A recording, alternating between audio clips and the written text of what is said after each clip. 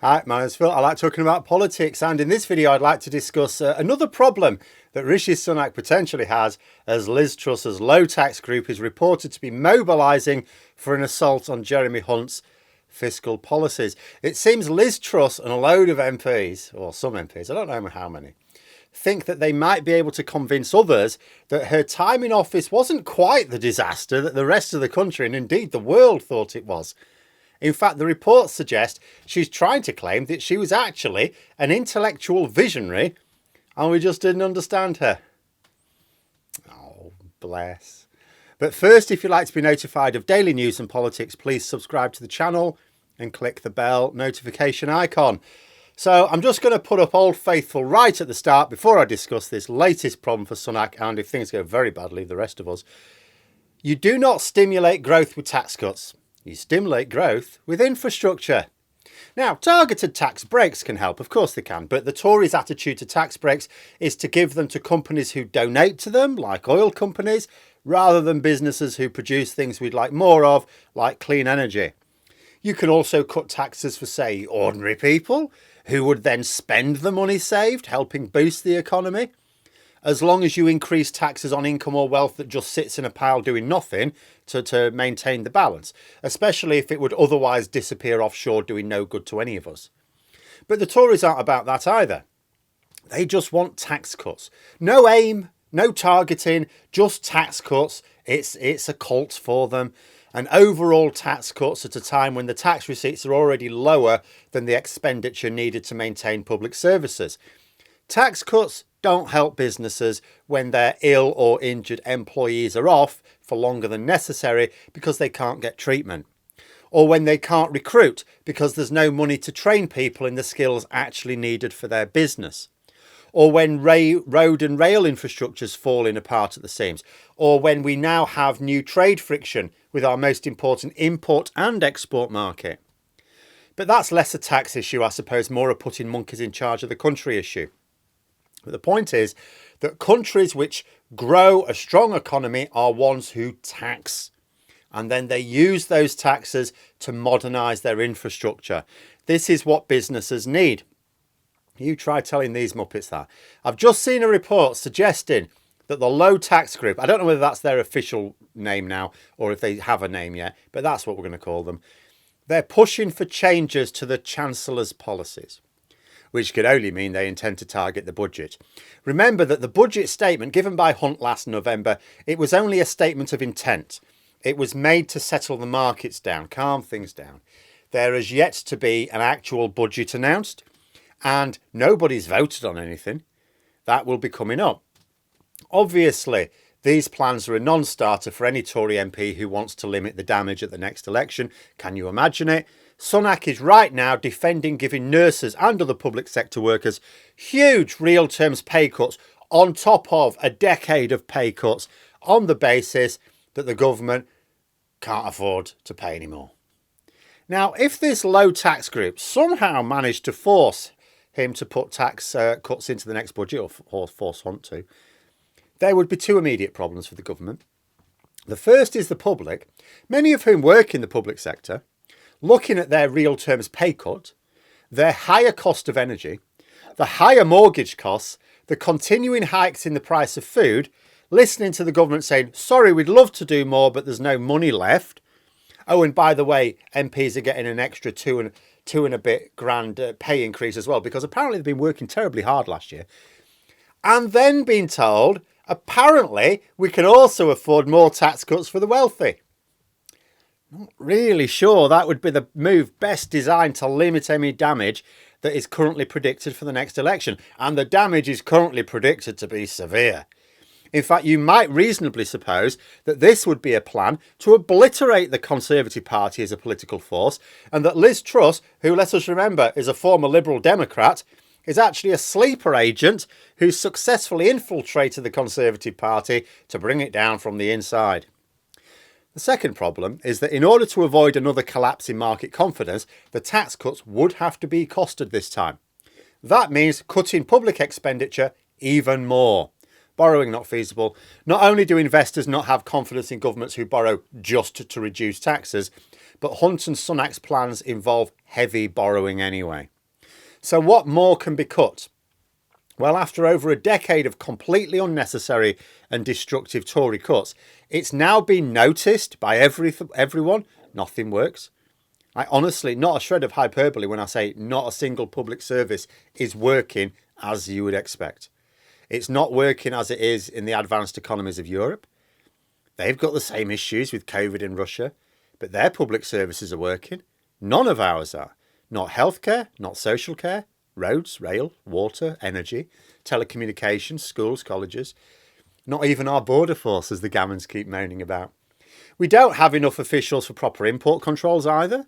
So we're essentially doing without. That's costing us a lot in lost duties thanks to the easy time the Tories are giving to smugglers. It's simply not credibly possible to present a costed budget that involves the tax cuts that Truss's group want. If it were, she'd have done it when she was Prime Minister. She had the opportunity. She thought these tax cuts were a good idea. All she had to do was cost them. Come up with a budget then. Lay it before the House. Publish it. No, she couldn't do it. But we are told this group is mobilising. So what's it trying to achieve? Well, I discussed yesterday how Sunak had failed to prevent a downturn in polling. This makes him vulnerable. See, if you look at Boris Johnson when he was in power, he went ahead with his more extreme policies when he was weakened, as a way of keeping the extremists on his side. The threats to unilaterally dissolve the Northern Ireland Protocol, the bill which intended to do the same thing, the retained EU law bill, all of these were put forward towards the end when Johnson was struggling for support, when the polls were turning against him. Johnson didn't want to either abandon the protocol or throw thousands on regulations onto the fire. He doesn't understand much, but he understood the damage that would do. But when the vultures were circling, he tried to kick the can down the road by giving the impression that he was prepared to do what the ERG wanted in return for their support, in the hope he would retain a polling lead, that his position would become stronger, and he could then rein back on the promises. In the end, he never got past the scandals. The polling never returned to anything like positive for him. So now we have these two hard Brexit bills flying through Parliament. Sunak will find the same political gravity. It's very clear that not enough Tory MPs are sufficiently interested in winning the next election. You expect a few rebels to not actually care about electoral strategy. You get them in Labour, you get them in the Conservatives, same everywhere. But what we have here is a real mass of Conservatives thinking that the next election's gone anyway, so they want to grab what they can before losing power. Maybe some others on the sideline not really caring. They're working on finding a new job. 30p Lee, for example, he's gone full social media influencer. He's tweeting pictures of his meals, talking about his diet, going on GBBs, basically raising his profile for a job in the media when he loses his seat. Other MPs will similarly be working on their future employability and bothering less with the political intrigue. If this low tax group can band together into a large enough force, they can absolutely threaten to bring Sunak down if they don't get what they want. Now, as far as I can tell, Truss's group is not yet large enough. There was a meeting held last week and I gather about 20 MPs turned up. Now, it's possible some of those were just curious as well, so the actual group's smaller. But it is also possible that actually it was just a start to organise themselves and work on ways to attract more MPs to their cause. This recent report in Sky suggests this may be the case. When I first discussed this new group the other week, I speculated that they may be thinking long term, establish themselves so that they have a chance to take over when their party loses the election. You know, after the election, there's going to be a bit of soul searching where various groups all claim the reason we lost is because our ideas were not committed to. They'll all come up with various spurious reasons why they lost, which will have nothing to do with the polling evidence. And this low tax group has a decent chance of emerging as one of the winners because you can bet your arse they'll have the Tory tabloids on their side. In fact, there are some in the Tory media right now trying to rehabilitate Trussonomics as we speak. But that's for later.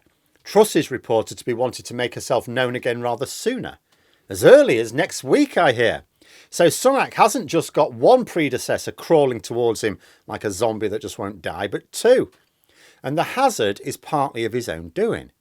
If Sunak had focused on policies which would be designed to win back the support of the public, then neither Johnson nor Truss could possibly pose him any problems.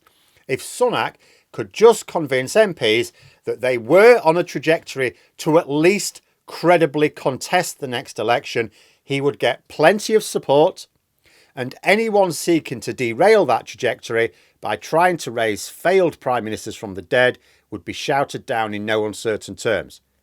Shut up! We've actually got a chance of winning this now. That is how it would work. But Sunak is not inspiring that confidence amongst those who want him to succeed. So the only energy in the parliamentary party seems to be from those groups opposed to him, because they are the ones who feel they've got something to fight for.